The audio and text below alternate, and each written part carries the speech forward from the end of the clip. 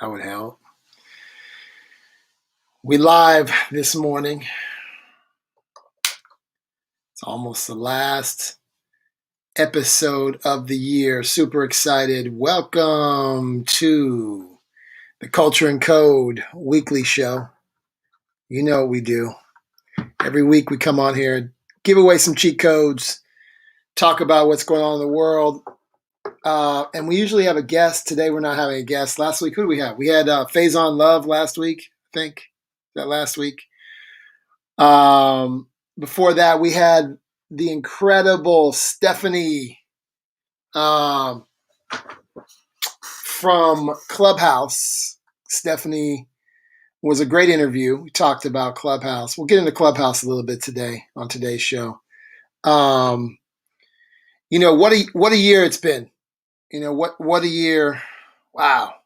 It's first of all, it's been really great to be broadcasting live every week for you guys. I really, really enjoy doing this. I love the ability to talk about the business, talk about the culture, talk about things that we're seeing.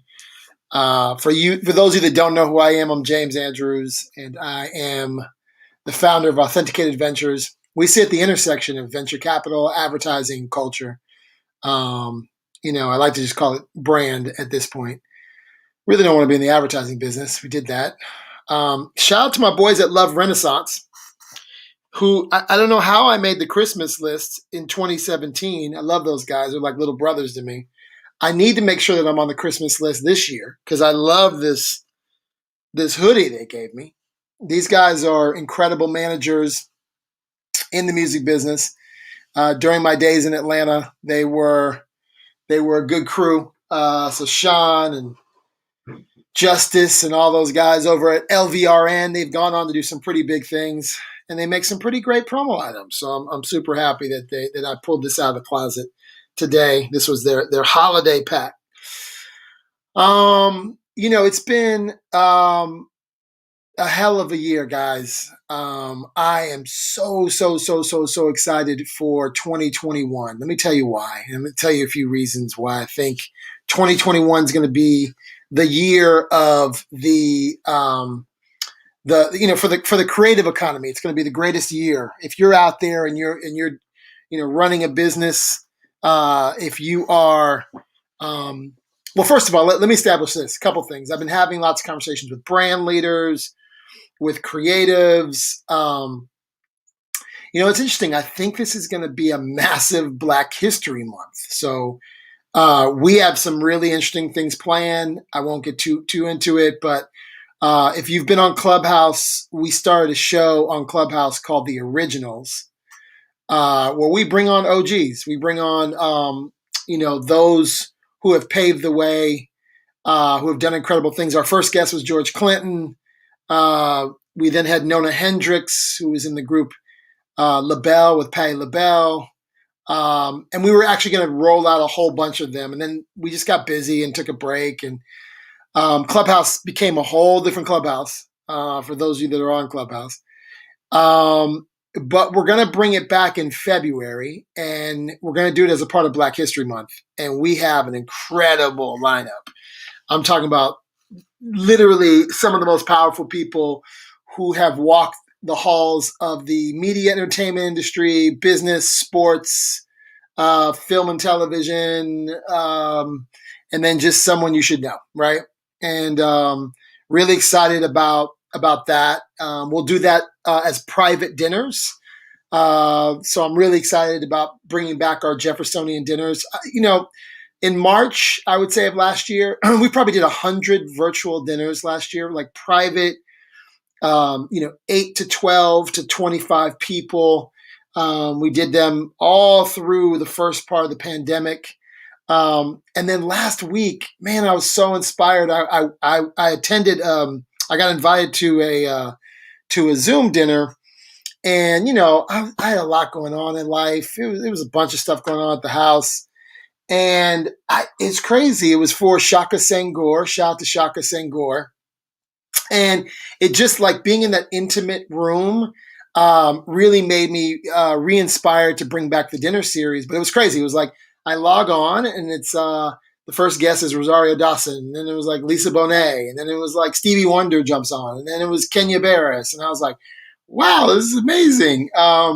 And Beth Ann Hardison, and then Cory Booker, and then It was like who's who. I really only planned on stopping by this dinner, and it reminded me of it reminded me of March and the dinners that we were doing that were very similar. And so we're going to bring back the Jeffersonian dinner, intimate experiences, invite only. For authenticated members. If you guys don't know about the authenticated, we're a membership community of venture capitalists, creatives, former athletes, current athletes. It's kind of a Soho house in the cloud. The Authenticated is part of Authenticated Ventures. So I'm excited about bringing back the Jeffersonian dinner, the small, intimate gathering that we started in March to May. And I just shout out to Shaka Senghor and Tiffany Persons for an incredible night this weekend. I mean, it was just like a who's who, man. And we talked about Black fatherhood. Oh man, so much. Then it was like Stevie Wonder, and then it was like a dream dinner, and you can now do that, right? With the internet. You can do that with having the ability to, people's schedules, people are home. So we're going to actually do a test run of our dinners again, probably in between the week of Christmas and New Year's. And then we'll come back in February with an incredible dinner series celebrating Black History Month. What else is going on for us? I think we're doing something for the Super Bowl. That's going to be pretty cool. Stay tuned for that. And then the other prediction I have is if you're in America, again, these are all things if you're in America. I know I have so many people around the world that watch us, but again, if you're in America, I think Black History Month is going to be a massive moment. If you're a brand builder, if you're someone who has content or makes content, there's a lot of brand opportunities, and we're talking to a number of brands about Black History Month and partnering with them. And then the other big moment, I think, in 2021 comes, especially for Black people, is Juneteenth. I think there will be an incredible moment for Juneteenth. I never really even, I maybe went to a Juneteenth barbecue or picnic back in the day. A couple of them in California. I'm from California, so we used to have a lot of them. We produced the Blacken Festival. For those of you who've been with us for a while, with Mike Brown and Kwame Anku. We had like 50 speakers, Shaq and Earn Your Leisure guys, and the guy who does the difficult conversations of Black people. It was great, and we produced that in like 2 weeks, and we just wanted to do it. We wanted to do something for the community. I predict this next Juneteenth will be a really big one, one that brands will partner and spend a lot of money, where talent will be in demand, and so it's going to be an interesting time. What we like to do is forecast and look ahead a little bit, and it really, really excited. And the other thing we're excited about is virtual experiences, and I am really, really excited to bring to you Topia. And we built some real estate in Topia. If you guys want to go look at it, you can go check it out right now. Topia.io /the key influence. I'm sorry, the authenticated. Topia.io /the authenticated. And I'm excited about this world of like sort of what I would call the metaverse. Topia, which launched yesterday on Product Hunt, is a great partner of ours. And go check out my room. And we're having a Christmas party. Holiday party. By the way, I don't celebrate Kwanzaa. I'll get into a whole thing about that. I have real issues with Kwanzaa. But certainly want to acknowledge all of the other religious connotations and reasons that we celebrate Christmas.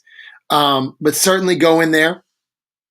And we're having a holiday event this weekend, so we're gonna have a bunch of guests. You probably want to come through. Text me if you want to get on our list. Text me 415-843-8100, 415-843-8100. So Topia launched yesterday on Product Hunt, and we're going to see a number of, look at my, okay, boom. Sorry, Instagram people. Look at my, as I look at 2021, I see an opportunity to play in this area that's not quite AR or VR, but sort of like a 2D, 3D, web-based, some audio, spatial audio stuff. Obviously, Clubhouse has been, a big one this year, but there's a bunch of other things that are coming. I get to, from my perch and what as we sit as investors, sorry, it's early in the morning here, by the way. Shout out this is coming to you live from LA. Beautiful 70 degrees today, live from Pacific Coast Highway.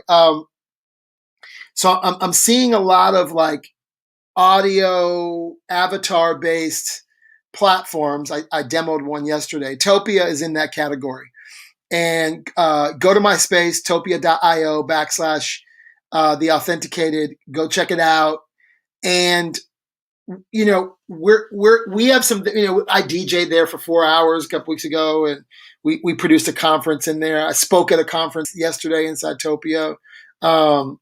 Really exciting stuff coming to the sort of 3D avatar space. So 2021 is going to be a massive year. If you think about, this year for folks who have content, so you look at the rise of Substack. You look at I'm drawing a blank. I'm a little foggy this morning, but you look at all of the ecosystem of places in which creators. I mean, OnlyFans right now pays out.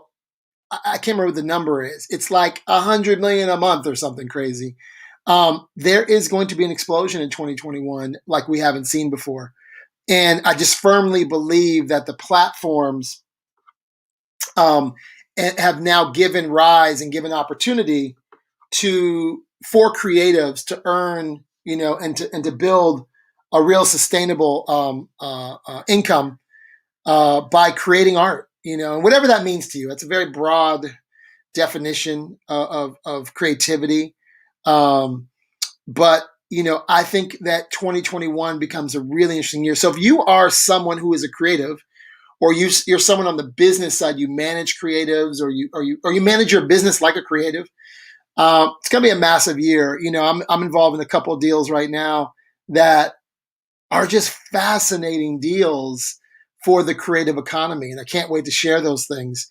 And so, I wanted to just say to you, if you're out there and you're thinking about a podcast, you're thinking about a book, you're thinking about doing this, like what I'm doing, right? I'm coming to you, with my own TV network. I mean, we produce so much content. Right now we're broadcasting to you on 5 different platforms. We now have a virtual production team. We just produced,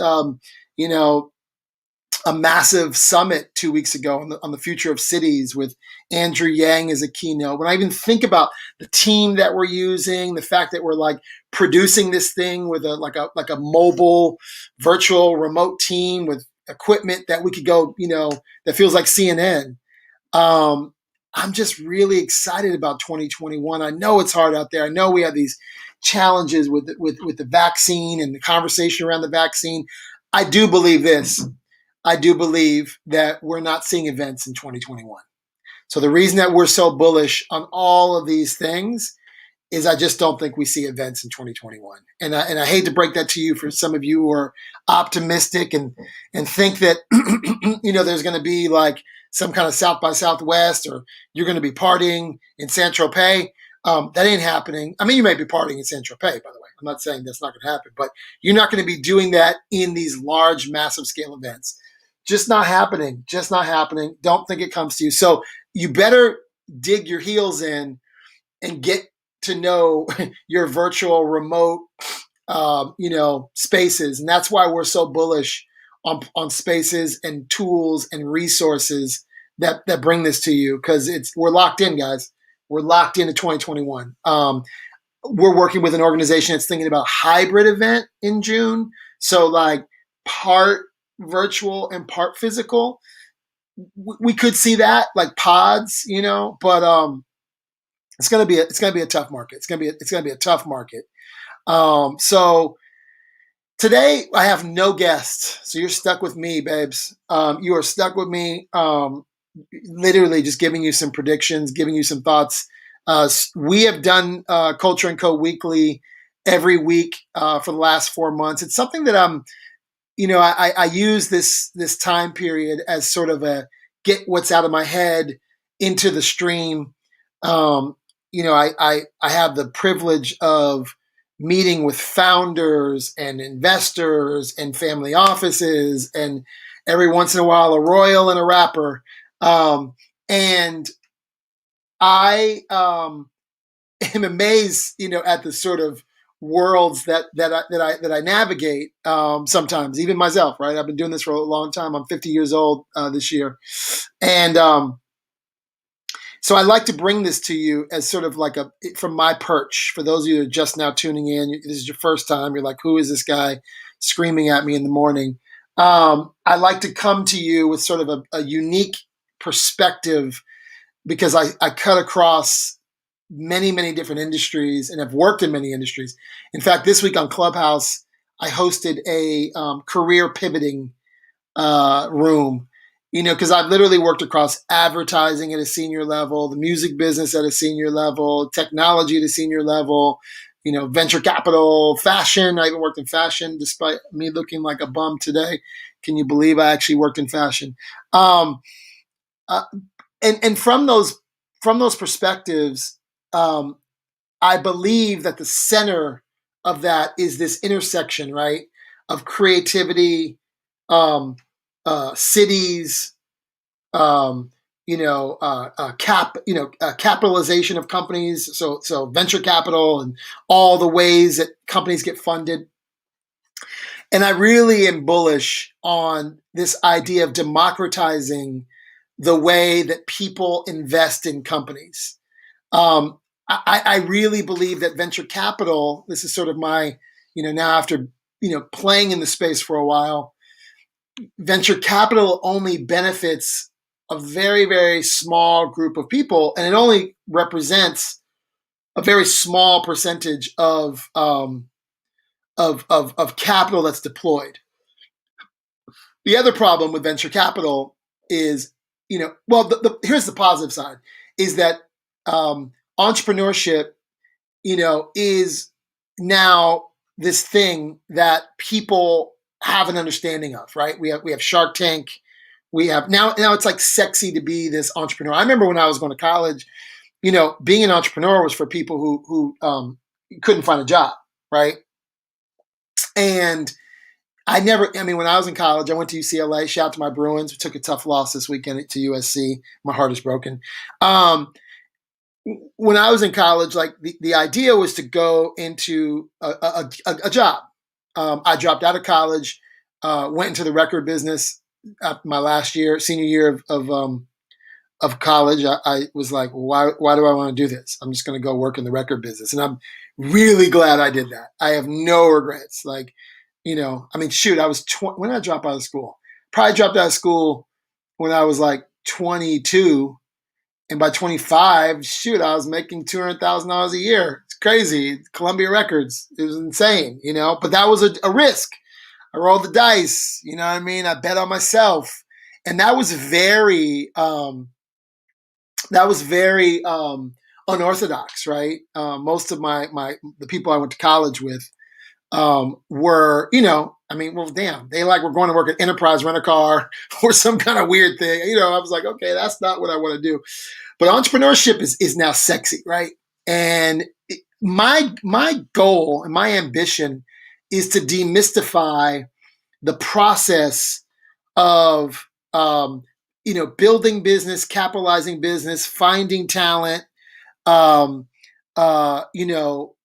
like connecting marketplaces of people who are thinking about building something and people who want to invest. And so I have this idea, which is that why we you look around your house, right? And you have all these products and things you believe in. You have, this is the best, vegan taco I've ever had. This is the best shea butter lotion, right?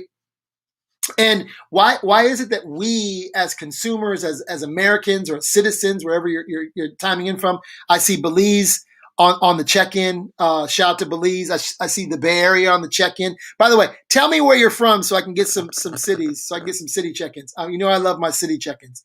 Um, and my goal in 2021 is to demystify that and to take advantage of financial vehicles that allow us to invest in things that we believe in, whether it's a film. I see my man Nigel Miguel from Belize, who's in the Film Commission in Belize. Like, I want to democratize the opportunities for the creative economy to get their ideas funded, right?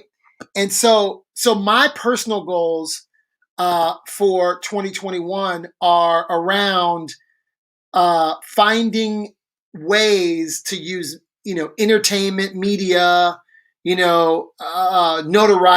let's call it, and capital as a vehicle, and dreamers, the person that has the idea, the business you've been running for a lot of years, or the business you just started out of your side hustle because you're tired of your boss and you're tired of working at the same job, or you're an athlete right now that's watching me, and when you're done dribbling a basketball or catching a pass or competing in the Olympics, you want to build a business. That's who I serve.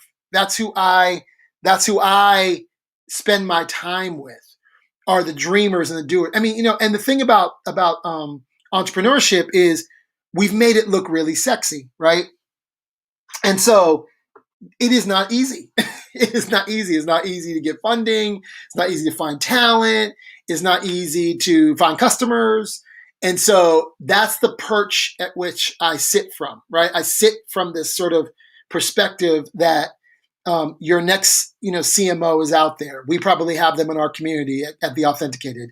The Authenticated is 350 people, amazing, who have decided to call, us home. Your next investor, we talk to them. They're our members. Your next partner, your next board member. And so for me at Authenticated Ventures, our goal is to democratize that. So I had a meeting yesterday with someone. It's so much I want to tell you. I can't, but I had a meeting yesterday with someone that I hope that we end up doing business with.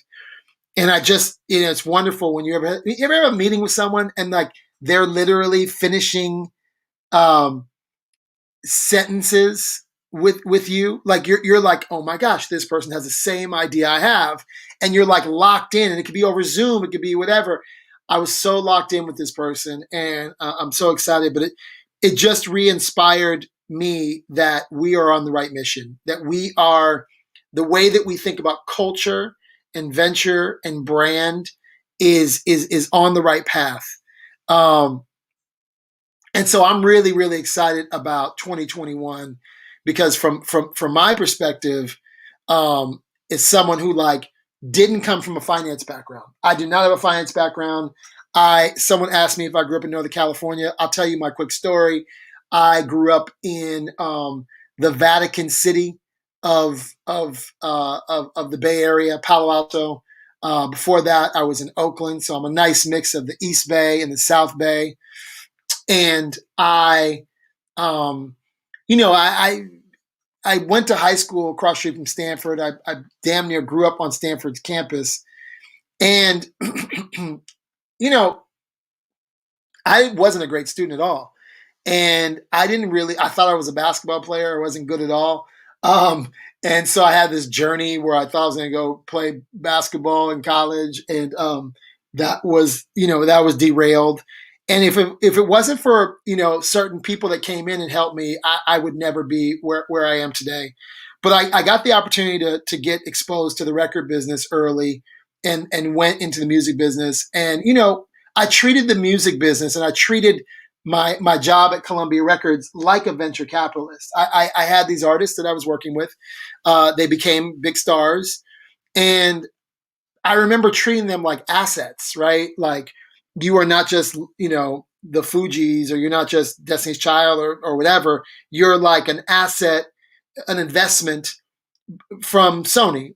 And I feel like when I look back on my career, even though I don't have it necessarily, I didn't have a finance degree, and I didn't come up with any sort of understanding of that. I had full understanding of that because I managed my artists like little businesses. And I would later then build a website that I sold to a .com. We raised $40 million. I didn't even know what a venture capitalist was in 1998, but we raised a bunch of money. Our first investor was Nicholas Negroponte, who, by the way, wrote a book called Being. I gotta reach out to Nicholas. Damn, called Being Digital, and it was a book that really prophesized this whole world that we're living in now. And I was a futurist back then. I was always looking at the future. And I was the crazy John the Baptist at Columbia Records going, you gotta get on the internet. And I would sit with, a young Beyonce and her father, Matthew, and try to get them to use this thing called the internet and build these things called websites. Um, I then, convinced us to start hiring black web developers. One of those was a guy named Mulaney Hill. He was the brother of Lauryn Hill. He went to Penn. Smart dude, great guy. And yeah, we just started, building websites. But I spent a lot of my time, even though my job was sort of on the front lines with artists, I used to spend time with a guy named Mark Ganeem, who was a legend at Columbia Records, who ran the digital group.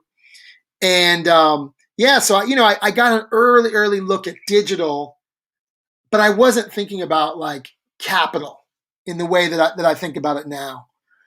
Um, and then my first startup. Oh yeah, I guess that's so. I never thought about it this way. I never contextualized it this way. The first startup that I worked for was Echo, Echo Unlimited, and I worked for Mark Echo. I was like the senior chief marketing officer at a startup that was struggling. I mean, it wasn't. It was certainly wasn't what Echo becomes later, and then creates Complex Magazine and Complex Con and all that kind of stuff. It was sort of like, oh, Echo is this brand you see with the rhino, if you're familiar with that. And, we were struggling, we were trying to figure it out. And Mark had been a reader of my newsletter. I used to produce a very popular newsletter that talked about the business of culture. And so it was tough times. We were hustling, and the newsletter was blowing up, and I ended up selling the newsletter to a .com in 1998, 99. And like I said, Nicholas Negroponte was our first investor, and then the chairman of our board was Clarence Avant. So if you guys have not seen The Black Godfather on Netflix, I highly recommend that. Clarence is essentially who I'm pattern matching. And that's kind of where my career sort of I had to, as a college dropout, I had to figure out how to piece together a non-traditional career. I love in the chat room that somebody is saying, can the Authenticated help me with my life goal selling hip hop memorabilia? And then someone said, I can help you get your memorabilia into the Universal Hip Hop Museum. That's what I'm talking about. That's what I want to happen. If y'all can just figure these things out, like we have all the resources. You guys go connect in my chat rooms, connect in the newsletter, do the damn thing, make some money. I love it. So shout out to the cities out there. We have, I love that DC is on the check-in. We did a wonderful Culture and Code. For those of you that are not familiar with Culture and Code, the tour, Culture and Code was a tour that I built a few years ago. It's not just this show, and it's not just the newsletter we do. And if you don't read the newsletter, you're missing out. And if this is the only interaction you have with me, you're missing out.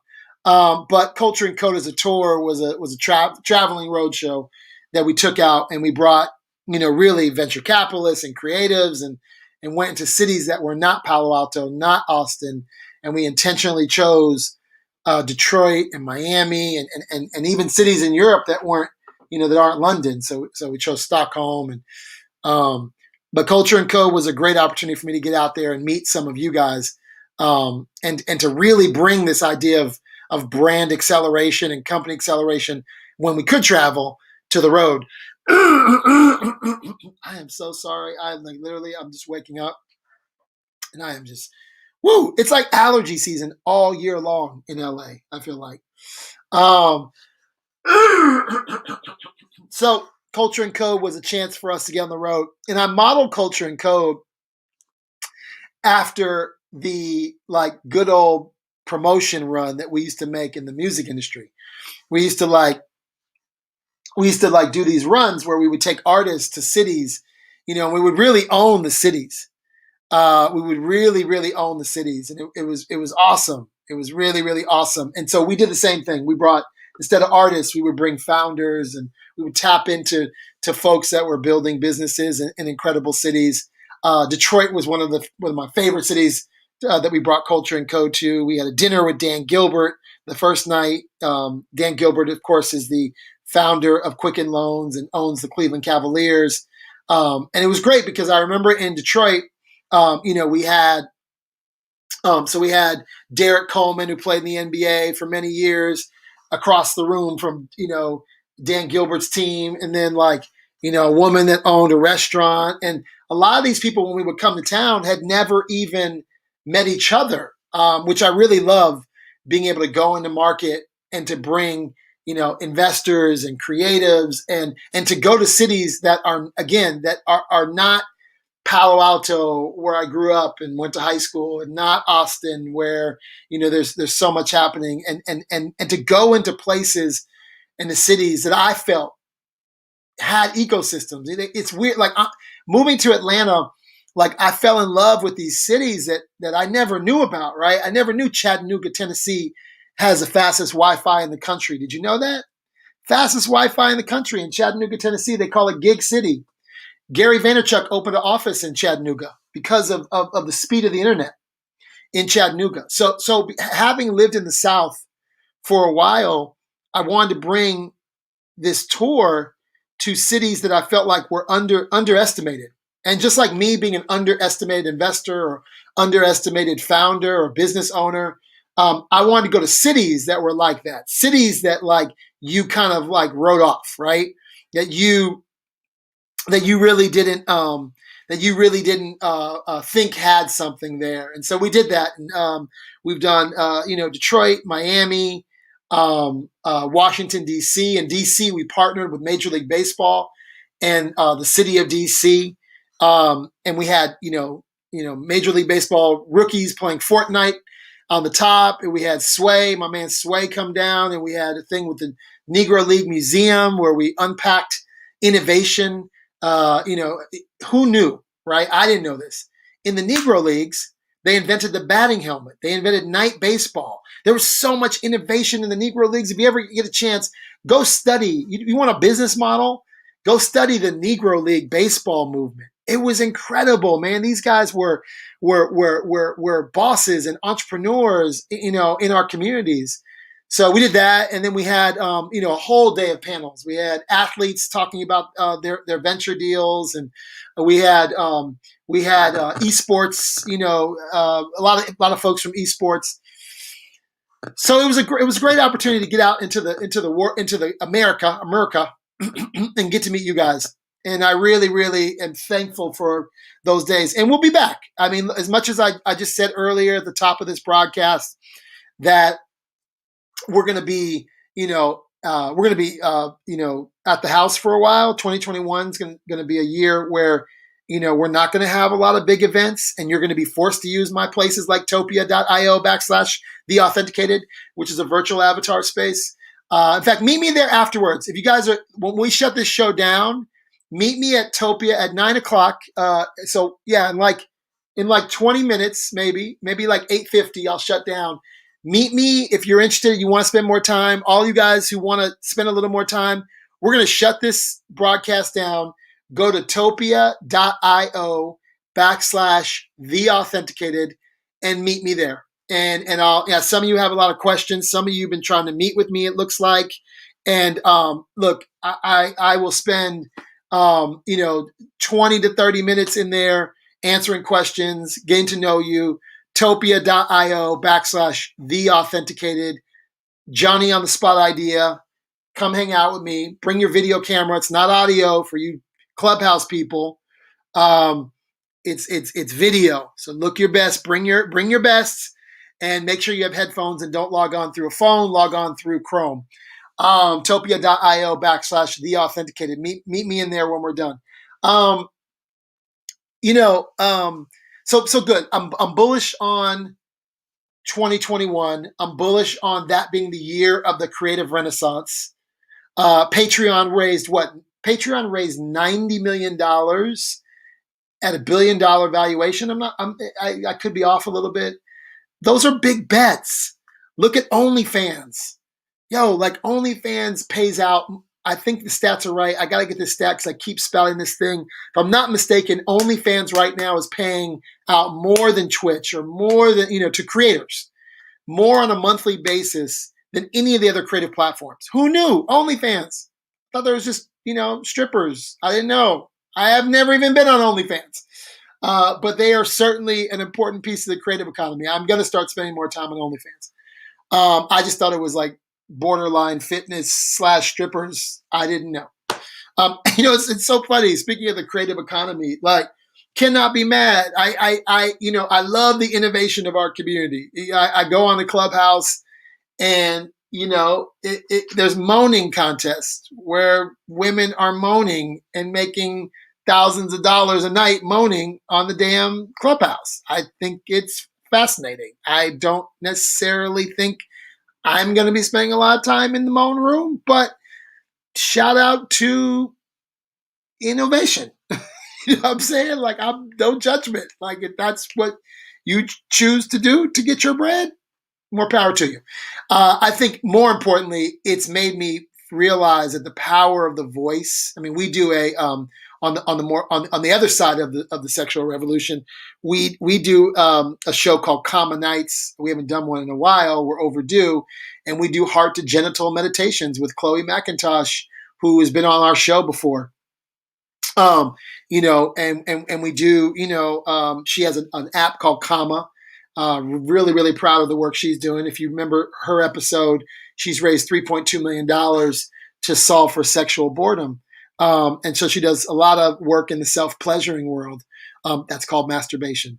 And so we do, heart to genital meditation and some really great work. She's doing squirting workshops in Zoom. It's a whole thing. I'm just fascinated by where this is all going. I'm very excited to be in the center of, the founders, the capital, the cities, and I just feel incredibly privileged to be able to come to you every week and to have a perspective, a unique perspective. I'm just one dude with one perspective, right? And one of the things that I recognized when I decided to take this path into the world of venture capital with not zero, but with zero experience in a traditional finance world. What I've learned in my 5 years or more of kind of being there is at the end of the day, everything is sales. And there's a book called 0 to 1 written by Peter Thiel. And everything is a series of simple to complex business constructs is what he says, right? Which I love, right? So if you look at like the entire market, it's all sales, right? Viral marketing is a form of sales. Raising capital is a form of sales. Mergers and acquisitions is sales.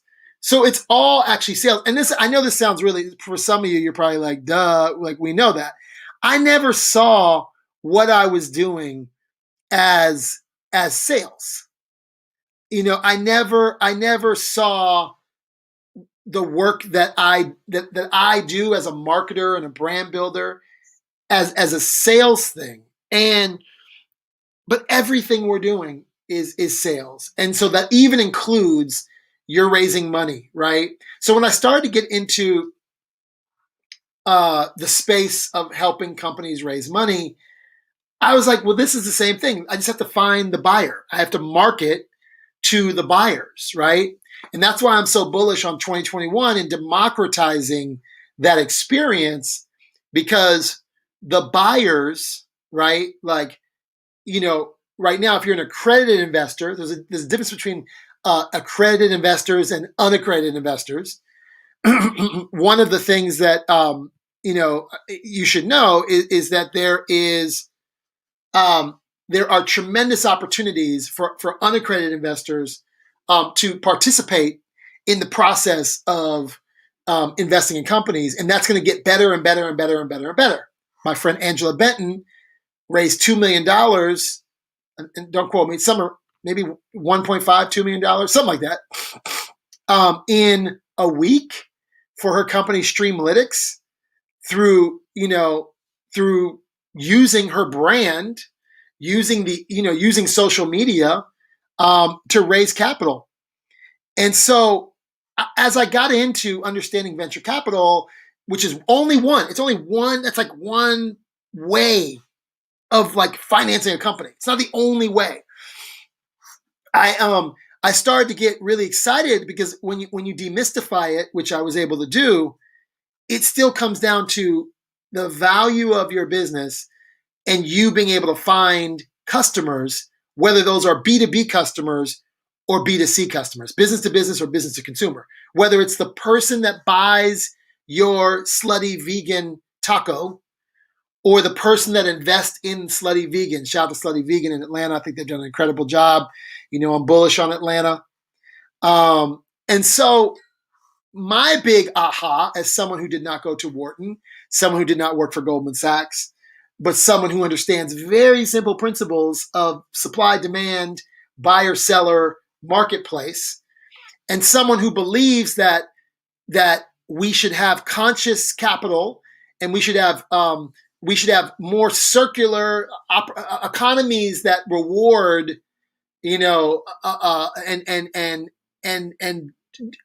democratize and build fair and equitable opportunities for us to invest. That's kind of my whole thing, is that we are going to walk into a new world. And if you are creative and if you got hustle, you just need to really think about you're always launching, you're always building your business, you're always selling, right? It's not like there's a launch date. I told this to a team the other day. It was like, oh, here's our launch date. You don't have a launch date. As soon as you get on Instagram and start telling people about what you're doing, you're launching, because there are customers that you're talking to. Those customers could be angel investors. You're always launching. There's no when I worked in the music business, we had okay, you drop a single, you drop a remix, you drop a second single, you drop a second remix, and then you launch an album. But to me, and then that was the launch date. We were launching the whole time. We're launching, the entire process was a launch because I'm engaging with my buyers. My buyers might be the radio station. My buyers might be Vibe magazine. But those people are all buying into the brand of whatever it is. And so you're always launching. You're always marketing. It's stupid. It's a really lame paradigm, right? And so I try to talk to founders this way. It's look, marketing your product to a group of angel investors, or you're going to launch Series A. You move from angel investment and friends and family and what they call pre-seed into what's then called Series A. And all Series A is, generally, I'm generalizing, is moving to institutional capital, right? So institutional capital would be bigger venture capital firms or institutions that are not, individuals or angels or your family, or wealthy individuals, high net worth individuals, HNIs, right? and using more institutional capital to scale and grow your company.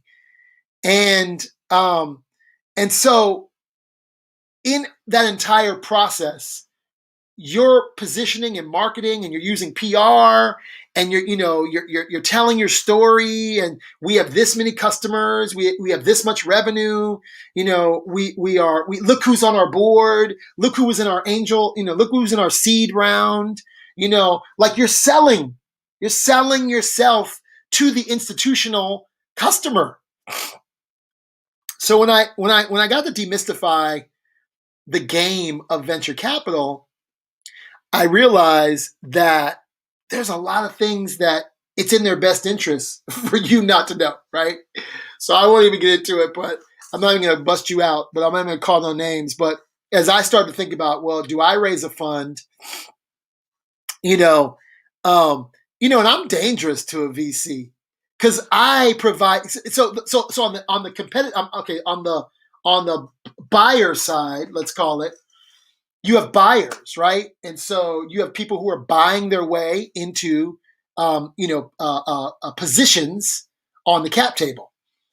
And I won't even name no names. I'm gonna let y'all breathe for a little bit. But I don't have a traditional background, right? I don't come from traditional venture capital. So when I started to talk to my VC friends, and I was like, yo, I'm thinking of maybe starting a fund. They were like, oh, no, you don't need to start a fund. Just get your famous friends to put money into my fund. I'm like, why am I going to do that? Like, why am I going to have them put money into your fund? Why would I not? They would like talk me out of it, right? They'd be like, nah, James, you should like, instead of like raising a fund, here's what you should do. You should just get all those investors and actually get them to invest in my fund. I'm like, and it was like, I'm not dumb. Like, what do you mean? And the other thing I noticed is that venture capitalists, to fight and get into deals, have to provide value, right? So a lot of them, say, oh, we can make introductions for you. We can get, celebrities sometimes. I'm not saying this is always a thing, but like, oh, we know celebrities, so we can help, align you with the media business or the entertainment business or whatever. So we can introduce you to people. We can help you with finding developers or programmers. So on the tech side, so finding a CTO.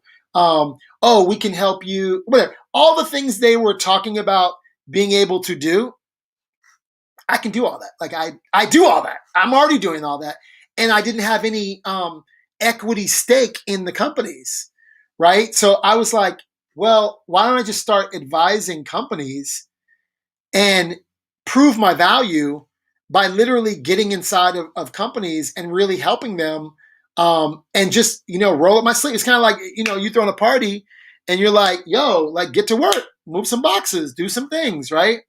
And so that's kind of how I positioned my advisory practice before even launching a fund. And we actually have not launched a fund. So before y'all start texting me and emailing, oh my God, I got to, we certainly advise companies. We certainly do what are called SPVs, which are the ability to like pull around together. So to pull, so what happened is you're building a business and you're like, hey, James, I really like what the Authenticated does. We want to carve out $1 million for you. And then we would go and then build what's called a syndicate.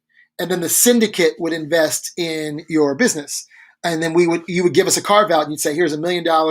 And then our syndicate would go out and Authenticated Ventures would then be on your cap table. Your cap table is the group of people that invest in your business. But it was just funny that when I first started on this mission, a lot of black VCs, because we have, I'm not going to name no names, but, they were like, oh, you don't need to do that. We do that. We do that. You just like bring us the deal flow, or you just bring us the folks who want to invest, and you don't need to do that. And so you can either do two things, right? And I don't know if necessarily raising a fund is at the end of my journey. I don't know if raising a fund is actually what I ultimately want to do in general. We see deal flow. We have access to capital. I don't necessarily need to manage what are called LPs, which are investors in your fund. I don't feel like that's the best use of my time is to manage a bunch of investors. And so we're looking at other ways to provide value and capital and direct investment opportunities to the companies that we are involved in. So I want to get to the end of the story to not say, oh, okay, I think I'm going to become a VC. I actually think that there's another option. But when I first went into it, I thought that that's what you do. I thought that like, oh, the ultimate goal is to raise a fund. And I'm like, I don't really need to raise a fund because I have all the access to deal flow. Now, I might not see the best choice deals all the time, but I certainly have a very uniquely wired network where I see really good deals. And, it's fine for me. I actually only want to invest in things that I can put my hands on and that I can actually help affect the outcome. So I'm in a different business than the traditional venture capital firm. I'm not in a business of like, I want to invest in like 30 businesses and one of them is going to hit, right? It's almost like a record label, right? So you got a record label. If you're at Columbia Records, right, you have all these like big artists and you invest in, 20 artists in hopes that you get, a couple hits. That's the record business model. And that's very similar to venture capital at a big venture capital firm. They're going to place a lot of bets and one big hit is gonna make it, right?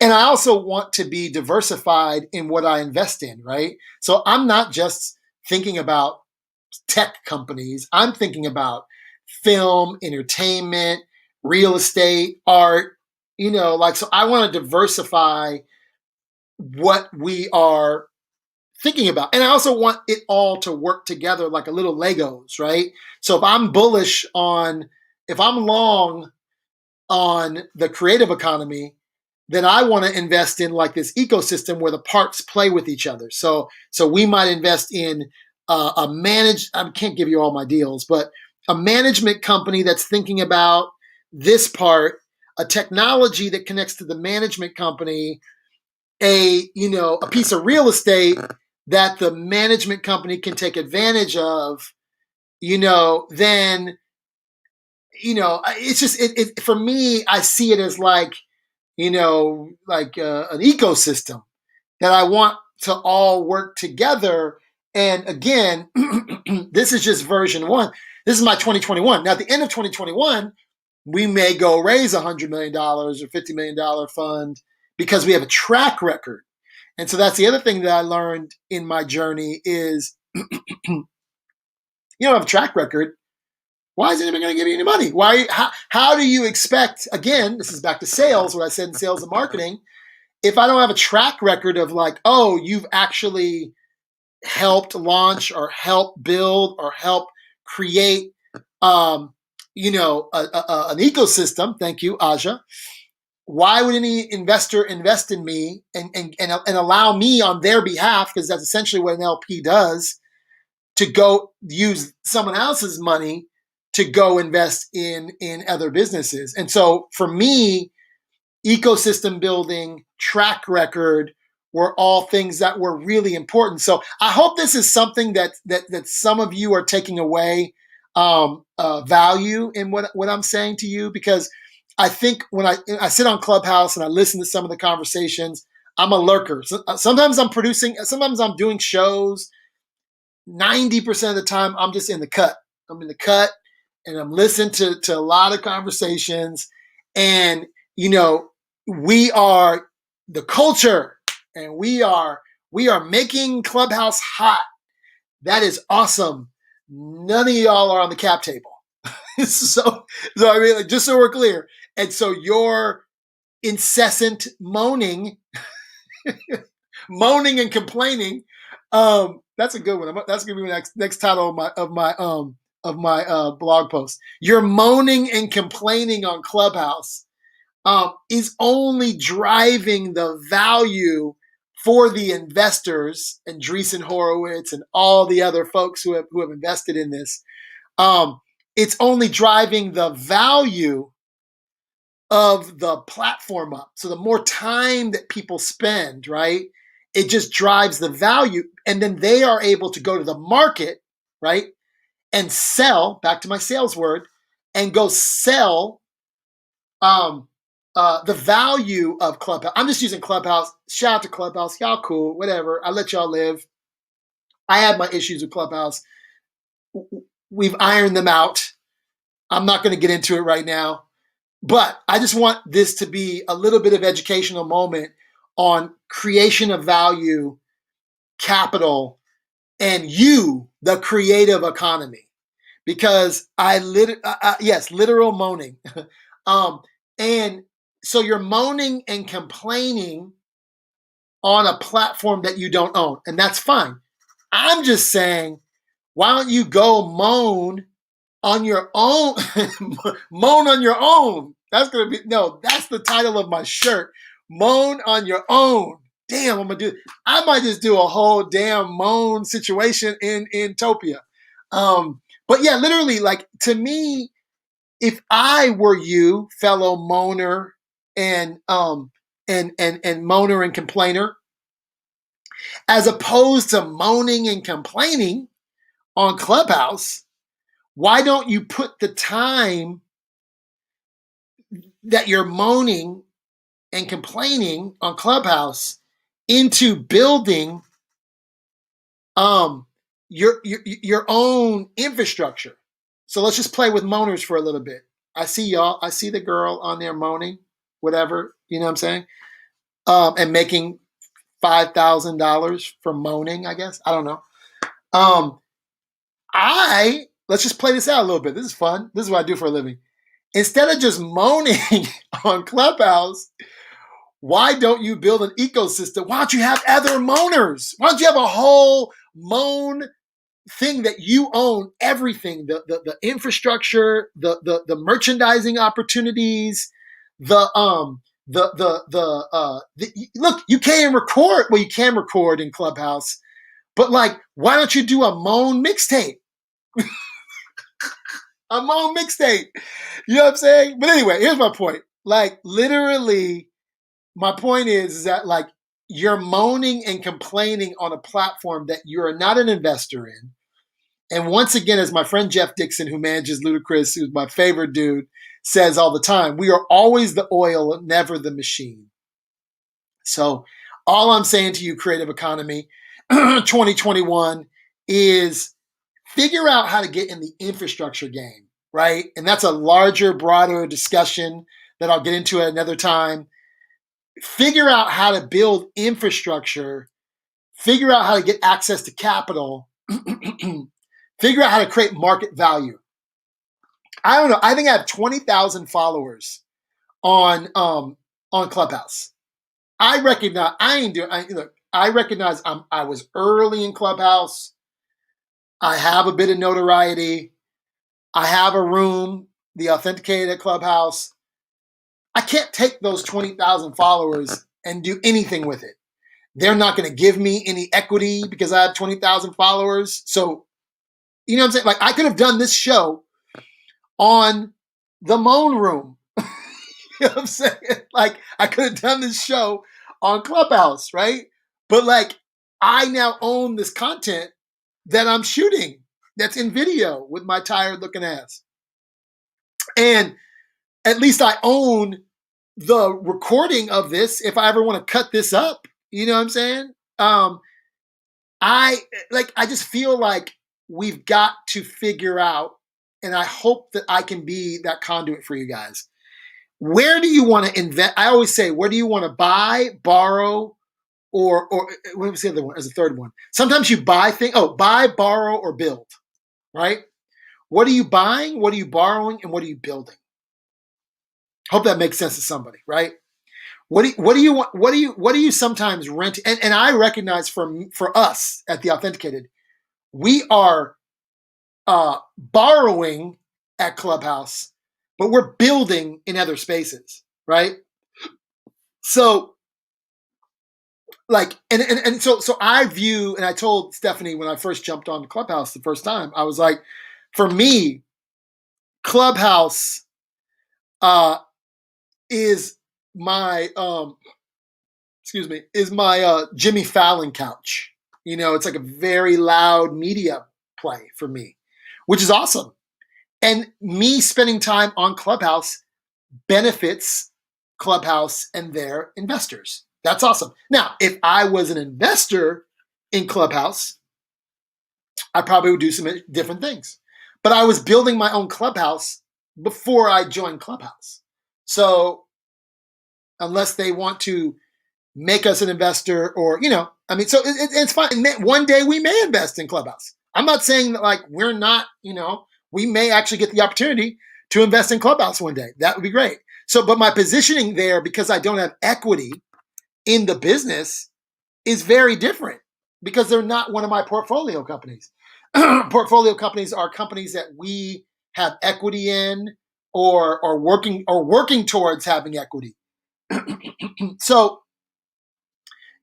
like I just think like we as folks who come from the creative culture need to reimagine the systems, reimagine how we approach opportunities. So we're nearing the hour of closing. If you guys want to hang out with me, I will do a little bit of thing with you in Topia.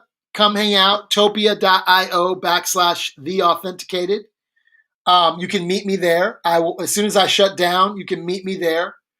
And I can't help all y'all. I will give you advice. I will point you in the right direction. I don't have all the answers. I am not a genius. I am just an average dude with clearly a college dropout story, with no financial history of working in the finance industry. I'm just a student like you. And I just put in the 10,000 hours, as Malcolm Gladwell talks about, right? If you've read, Malcolm Gladwell's work, he talks about this idea of putting in 10,000 hours to become an expert. Put in the time, and less moaning and complaining, and more, watching, Anita Ellersby's class at Harvard Business School, or a TED Talk, or a Davos talk, or even coming into one of our dinners and coming into one of our rooms, right, and getting schooled. Now, what I do love about Clubhouse has been some really interesting, unique rooms that I've had an opportunity to hear from people I would never hear from, and so I don't want this to be a Clubhouse bashing session, because I do think there's some really valuable content, but know when to grab the content, grab the knowledge, and then go back to your little bunker and build your own shit.